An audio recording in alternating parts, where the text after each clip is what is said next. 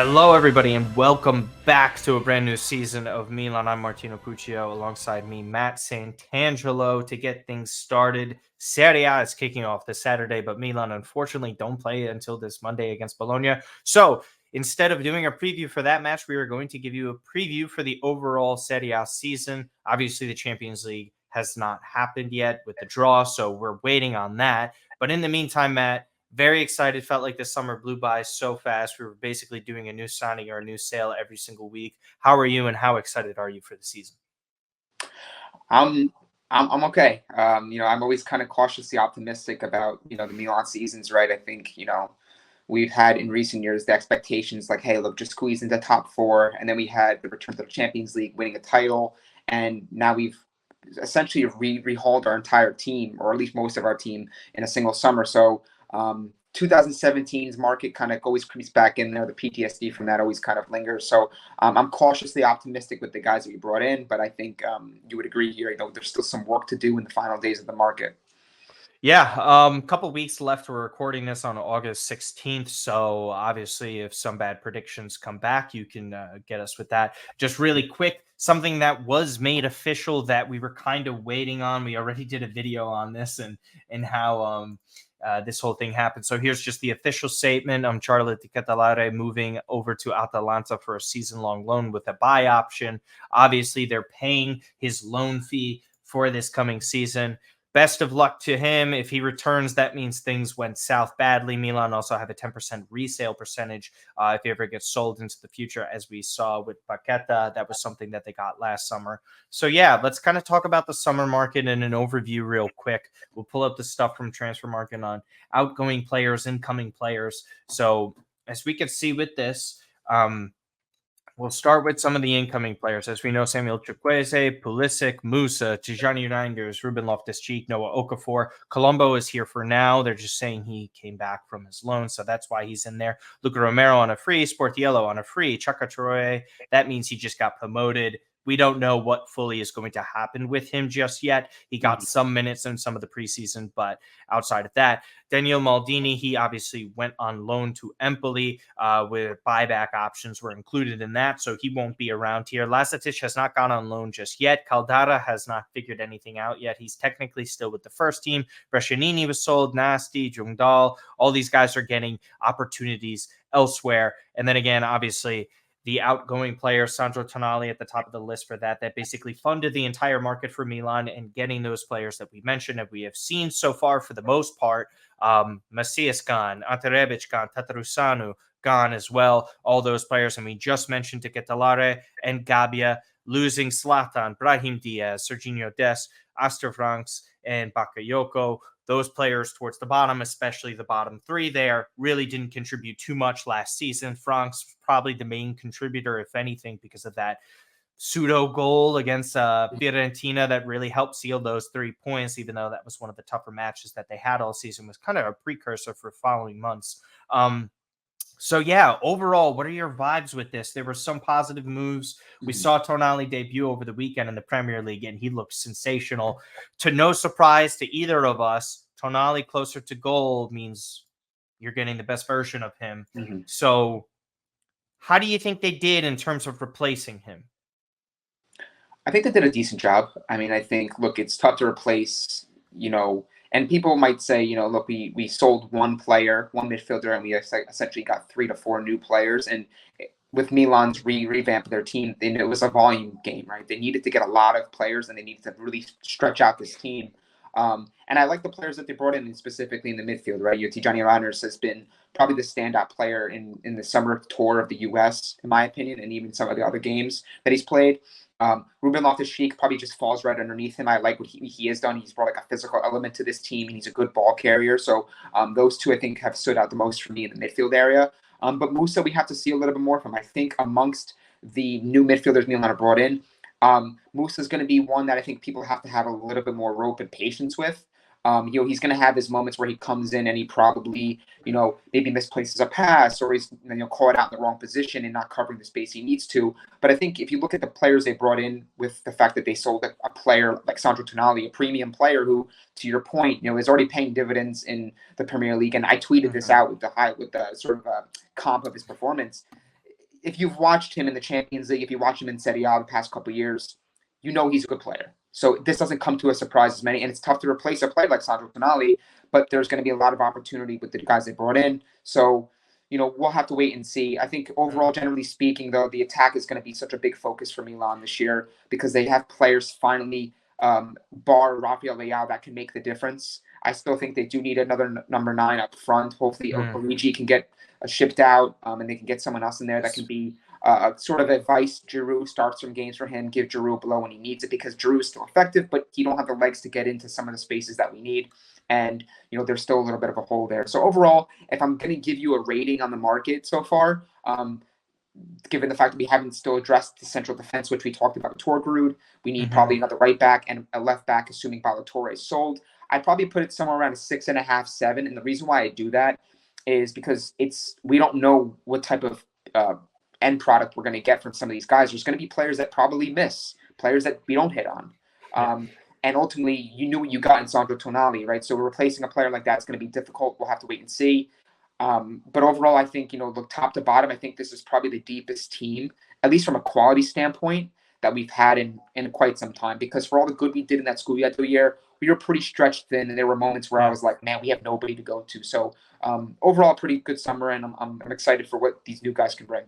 Yeah, a lot of the normal players that were not involved in that strong core that we have today are not within the squad right now. Yeah. Listed off a bunch of the names. Essentially, the outgoing players this year were a part of that. So yeah, listen, I think speaking from an optimistic side of things, I think offensively, this is easily the most talent that they've had in 10 years, especially that Scudetto winning team in 2010, 2011. I thought with Robinho, Cassano, Ibrahimovic, Inzaghi, all those players that were such catalysts for that attack and were producing so much. Like Pato, Robinho, and Zlatan that year each had 14 goals, and Zlatan missed the start of the season. Just like truly, truly incredible production. You get that with Chukwueze, Christian Pulisic. Both are better right wingers than the two right wingers or every right winger that we've essentially had since Suso was sold, I would say, especially from a technical standpoint. So that's pretty exciting. I think box to box wise, Metzala wise, these midfielders are really exciting. You've praised Tijani Reinders. I think almost everybody has. His personality is really glowing. I think that fits into the sort of culture that Milan have here.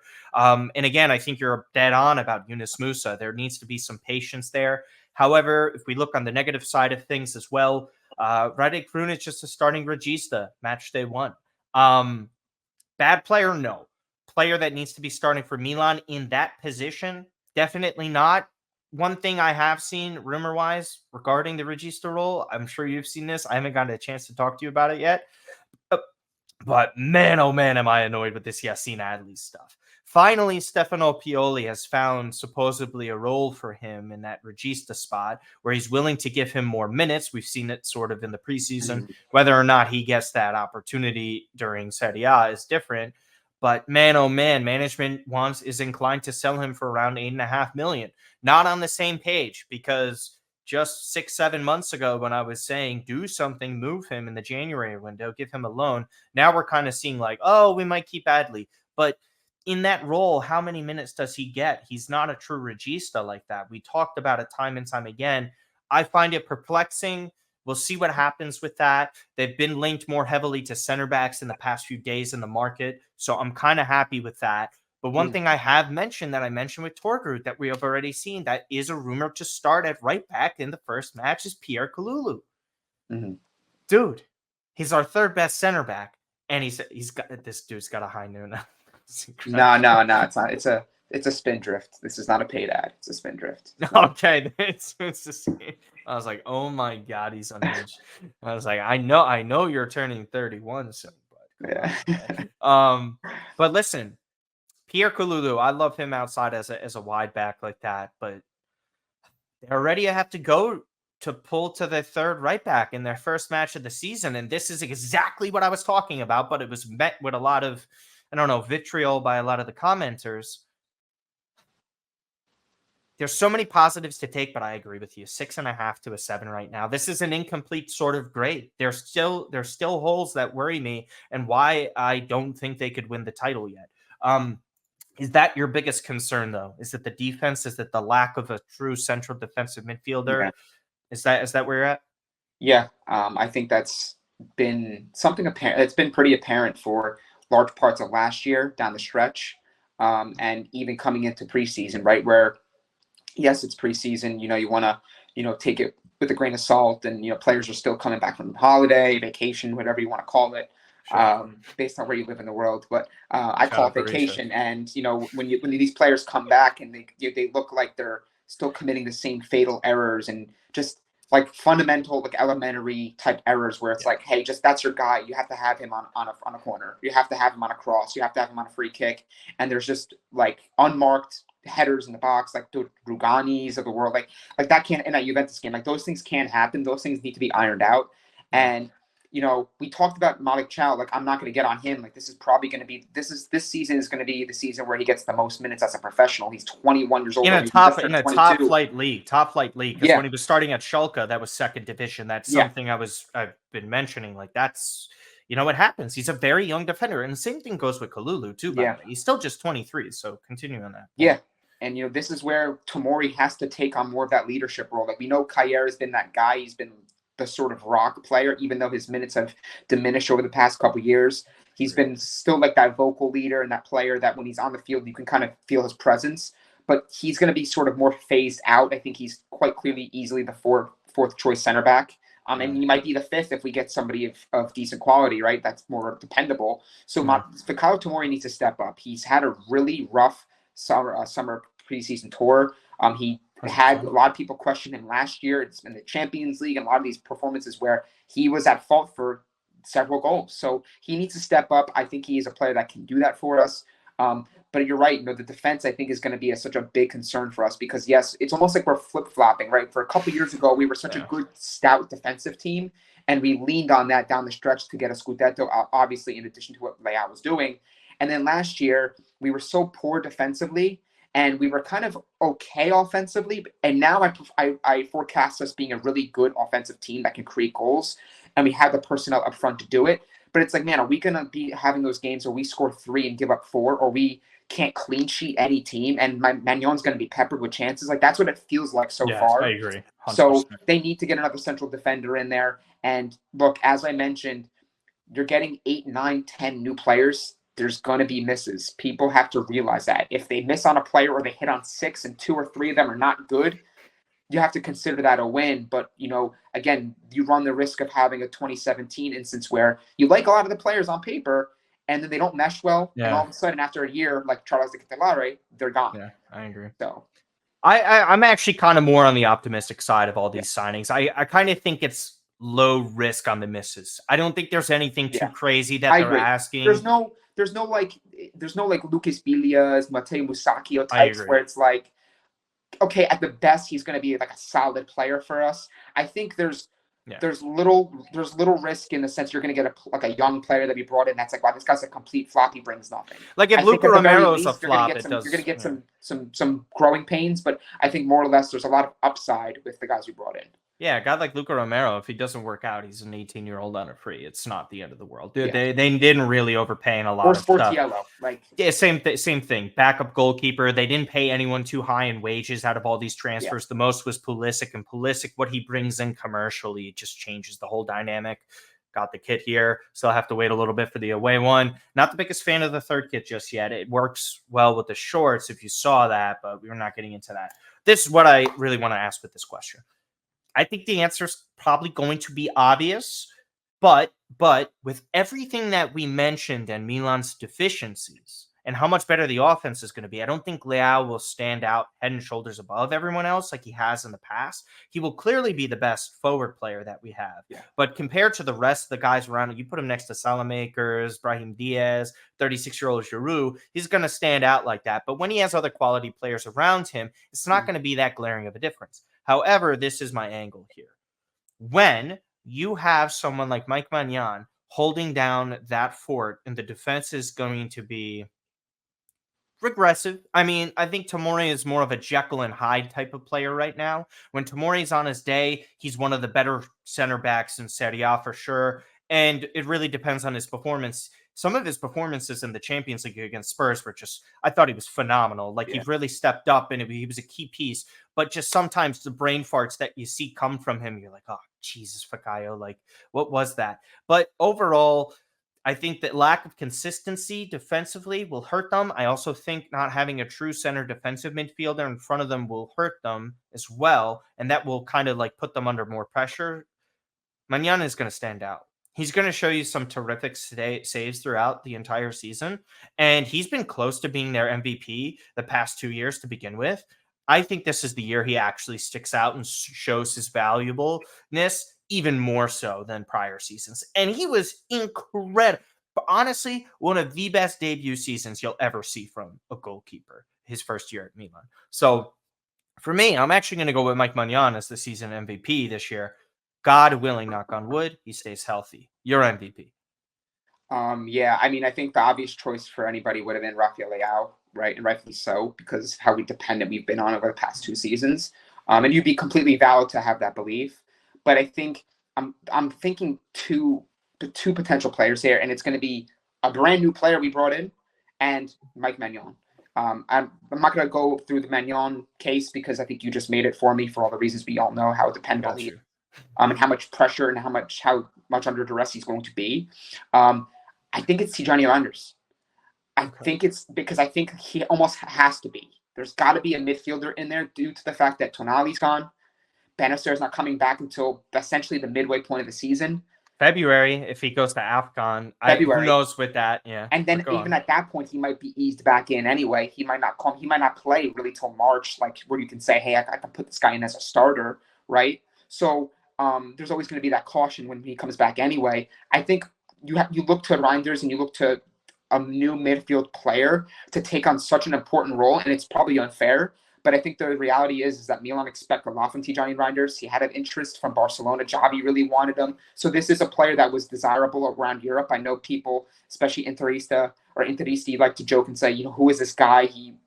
He's 24 years old playing in Dutch league. Like, who is this guy? But I think he's got a lot of qualities I do like, and I think a lot of them can translate over to Serie A, where I think he can adapt quickly. And if he's able to adapt quickly, I think he could be a player that really sticks as the glue in that midfield, and that ultimately allows Milan to be more progressive. They're able to press more, play more high tempo, high octane attacking football. So I think Tijani Reinders is a really good shout to be like my MVP. And it's probably more so along the lines of like a dark horse MVP, because I think, he may not put up these outrageous goal scoring numbers, although I think he can produce from that department. But I think ultimately, due to the importance he is probably expected to play and will have to play if Milan are to do anything positive this year, in a very competitive Serie A chase for top four, I think Tijani Reinders has to be, in my eyes, at least one of the best 3 to 4 players on this team this year. I agree.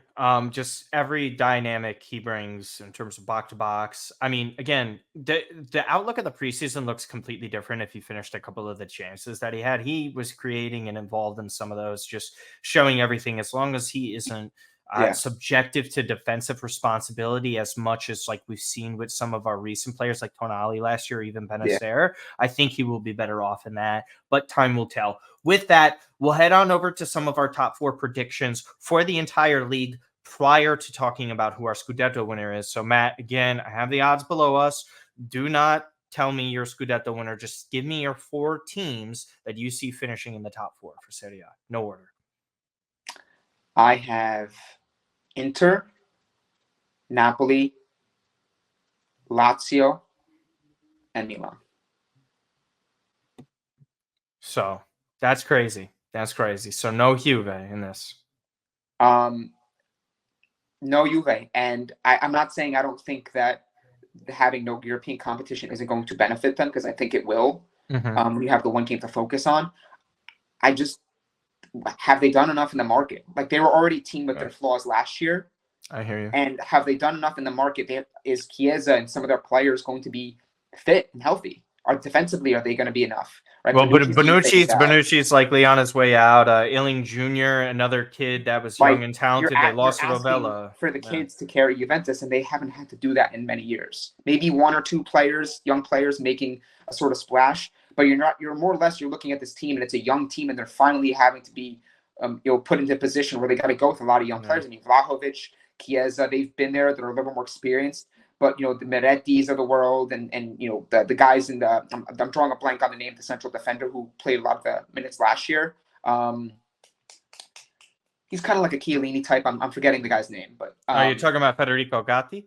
Gatti, right? So there's a lot of players that are going to have to take on much more minutes, much more responsibility. And I have to ask the question, like, can they do it in 1 year and compete in a very competitive top four? Like, are they ready for the task? I think I maybe have them finishing maybe somewhere around fifth. But I think it's also a change of the times, right, Martino? Like, this league has gotten more competitive. I like what Lazio have done. I think they were very good last year, and they were maybe ashamed that they didn't get into the top four. They did get top four, right? But I think ultimately, like, I like what Roma's done a little bit. If Roma can get a lot from their players like Renato Sanchez and these guys can stay healthy, again, there's big ifs. But even Atalanta, Bilal Torre, they got Scamacca, they got CDK. Like, they've done some good things. So I think it's ultimately going to be a really tight race for top four. And I just think that, Milan's core has been very good. They've really tried and true. They had the offensive support that they finally needed. Inter, I think, are, to say what you want about not getting Lukaku. I like Fratesi. I like some of the moves they've made. So I think that four I'm comfortable with. I mean, if you ask me next week, it probably would change slightly. I think the big key here is going to be Napoli, right? Because, like, do they have the potential to maybe regress enough to slip out of a very competitive top four race? They won it so easily last year, and they were clear-cut the best team in Italy, and they had a fantastic season. No one's going to take that away from them. But they lost their coach, right? Yeah. They I know Zielinski's staying, right? They lost Kim and Jay. Now you're asking, like, eventually, like, are they going to miss on a new player? There's AFCON as well. So Anguissa and Victor Osimhen. I talked about this with Nick Diani. They're also losing some.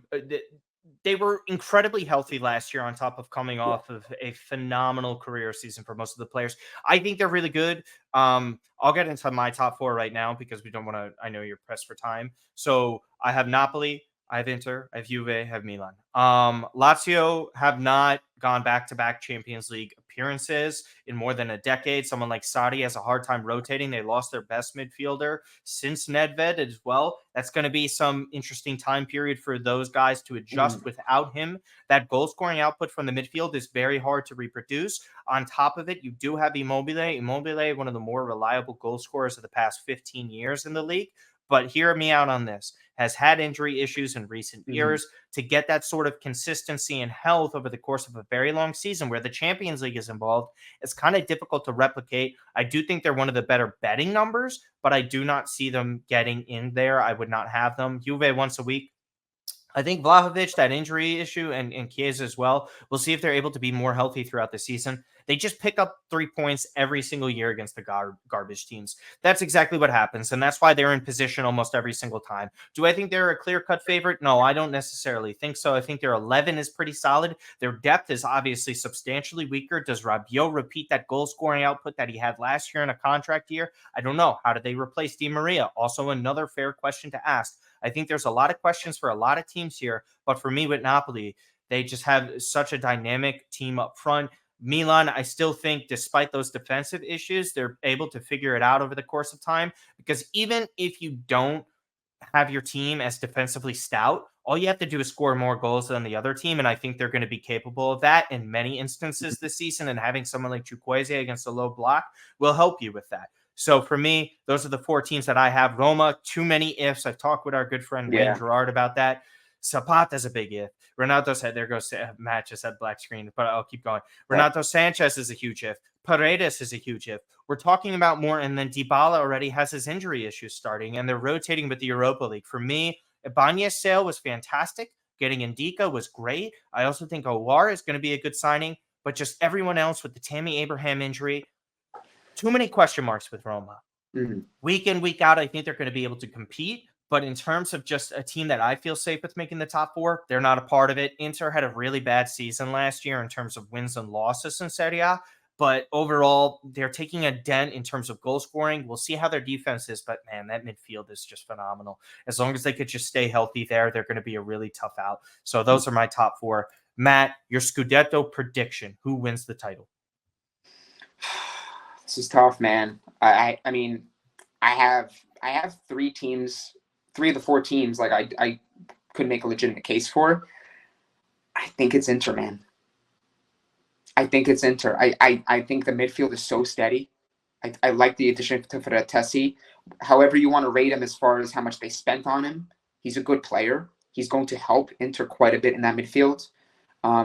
Marcus Thuram's a good addition to go along with Lautaro Martinez. I just like what they did.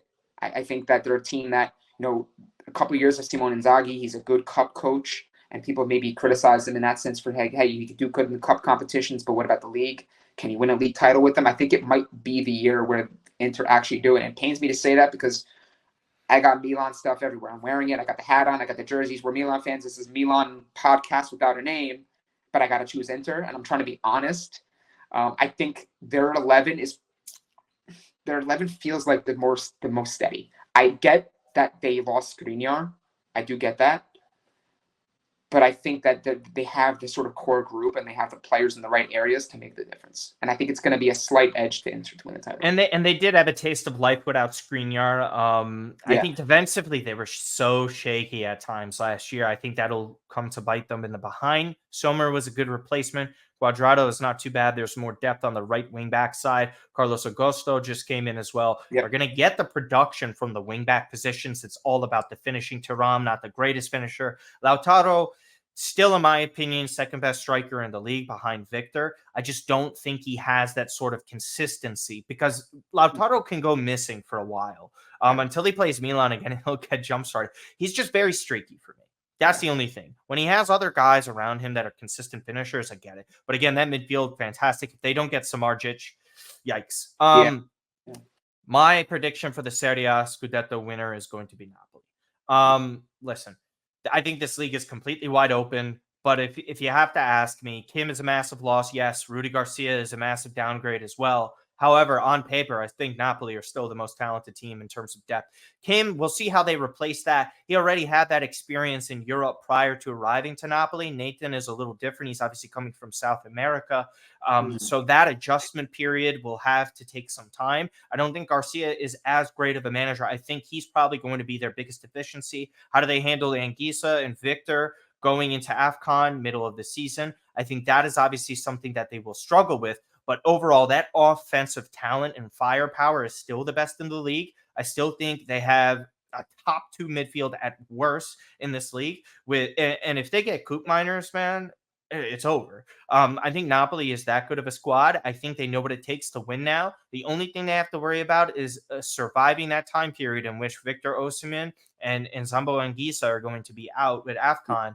And for me with that, if they could write that ship, I easily see them going back to back. I really do. The only thing that I would say is they were incredibly squeaky clean when it came to injuries last year. And that's great. And there's nothing wrong with that. I do not wish injuries on any players, any team, or anything like that. But I'm just saying to repeat that is very difficult. So that's all I will say. But as far as things go regarding the league and the title winner, it's wide open. If any of these four teams that are the four favorites at the bottom with Milan, Napoli, Inter, and Juve were to win the league, I would not be shocked. I wouldn't even be shocked if some dark horse also won it that's not named Roma.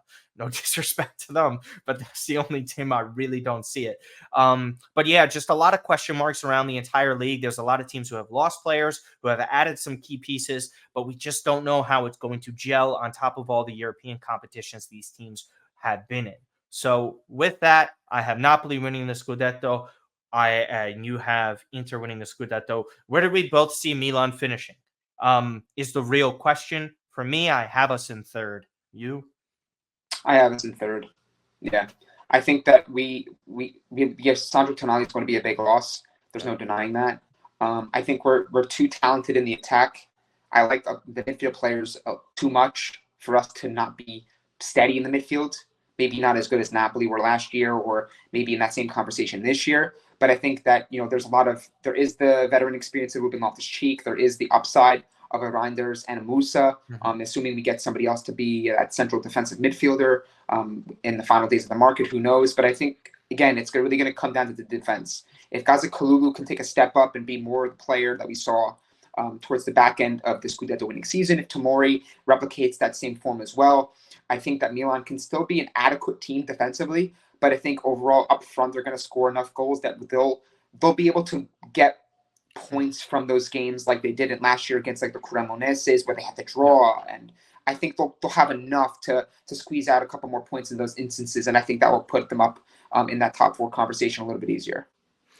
I just want to say really quick, I think everybody, in terms of the signings, and I kind of thought this last night, everyone has the propensity to be very negative or pessimistic going into the season with the signings because of what has happened in the past.